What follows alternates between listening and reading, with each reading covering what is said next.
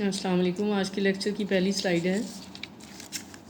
ये वो इक्वेशन है जो कल हमने डिराइव की थी, यानी कि kinetic energy of the emitted particle as a function of kinetic energy of the incident particle. Incident particle a projectile है जो कि टारगेट के ऊपर फॉल कर रहा है और पार्टिकल बी एमिट हो रहा है, और ये पार्टिकल वाई जो है it is remain embedded in the target. So इसको हम मेजर नहीं कर पा रहे, जो कि मैंने आपको लेक्चर लाइव सेशन के दौरान एक्सप्लेन किया है। आज हमें इस इक्वेशन को समझना है कि इसका क्या मतलब है। अगर आप इसको देखें इधर, T B as a function of T A and cosine theta है। टी ए पे इसकी डिपेंडेंसी लीनियर है। जैसे जैसे वैल्यू ऑफ टी ए बढ़ती जाएगी, टी बी की वैल्यू इंक्रीज़ करेगी। यानी कि अगर higher energy of the projectile will come in, high energy of the emitted particle will be detected. इसी तरह कोसाइन थीटा पे इसकी डिपेंडेंस है। हमें मालूम है कि थीटा के बढ़ने से कोसाइन फंक्शन इस तरह वेरी करता है, और इसकी हाईएस्ट वैल्यू 1 है। यानी कि 0 और 90 के दरमियान अगर वैल्यू वेरी करें हम, तो हाईएस्ट होगी 0 पे, और फिर एंगल अगर बढ़ाएंगे तो ये वैल्यूज़ कम होती जाएंगी। ऐसा ही कुछ हमें नज़र आ रहा है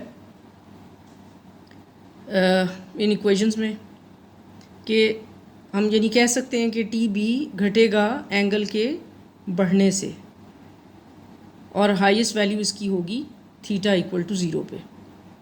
ये दो बातें हो गई इसकी, टी ए पे डिपेंडेंस और थीटा पे डिपेंडेंस।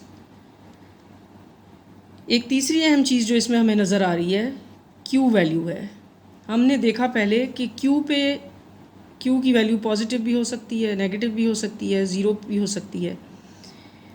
अगर ये नेगेटिव है और टी ए की वैल्यू बहुत कम है, तो ये टोटल टर्म नेगेटिव हो जाएगी। और चूंकि ये स्क्वायर रूट के अंदर है, ये टर्म स्क्वायर रूट के अंदर है, तो ये इमेजिनरी हो जाएगी। इमेजिनरी होने का मतलब ये है कि ये सोल्यूशन पॉसिबल नहीं है, यानी कि रिएक्शन नहीं होगा, पार्टिकल इमिटेड पार्टिकल की कोई वेलोसिटी नहीं होगी, वो डिटेक्ट नहीं होगा।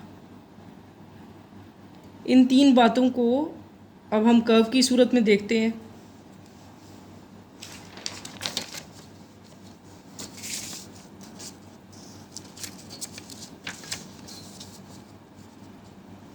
ये प्लॉट्स हैं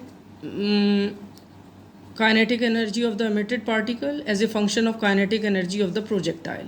तो एक्स एक्सिस पे टी ए प्लॉटेड है इन मेगा इलेक्ट्रॉन वोल्ट्स, और वाई एक्सिस पे टी बी है in terms of mega electron volts. जिन बातों का पहले जिक्र किया है वो आप यहाँ देख रहे हो। टी बी लीनियर फंक्शन है टी ए का, यहाँ 0 एंगल है, फिर एंगल बढ़ रहा है। जिस तरह एंगल बढ़ रहा है, values of T B are going down.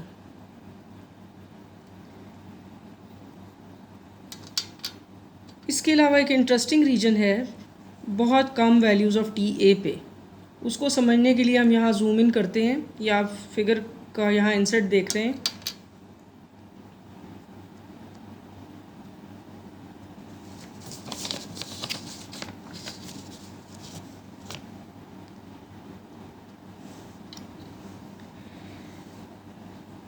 ये कहाँ से 1 मेगा इलेक्ट्रॉन वोल्ट से लेकर 1.3 मेगा इलेक्ट्रॉन वोल्ट तक वैल्यू प्लॉट की गई हैं, यानी कि 1 के राउंड अबाउट हैं। अब आप देखिए एक ख़ास वैल्यू पे thermal energy kinetic energy of the incident particle की ये ख़ास वैल्यू पर से नीचे कोई रिएक्शन पॉसिबल नहीं हो रहा है। इस वैल्यू को कहते हैं थ्रेशोल्ड एनर्जी, यानी absolute minimum value of T A below which the reaction is not possible.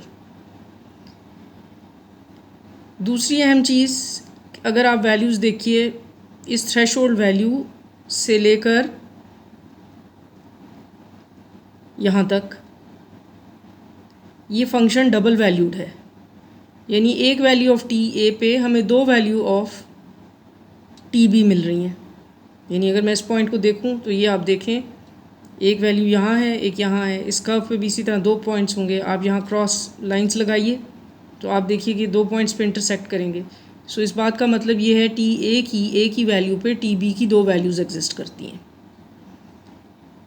जहाँ से सिंगल वैल्यूड फंक्शन शुरू होता है उस पॉइंट को हम कह रहे हैं टी ए डैश। तो ये टी थ्रेशोल्ड और टी ए डैश के बीच में एक डिफरेंट रीजन है और बाकी तमाम रीजन लीनियर है, जैसा कि हम इन कर्व्स में देख पा रहे हैं। इसको समझने के लिए हम थोड़ा सा मैथमेटिक्स करेंगे कमिंग स्लाइड्स में। तो चलिए मैथमेटिक्स की तरफ।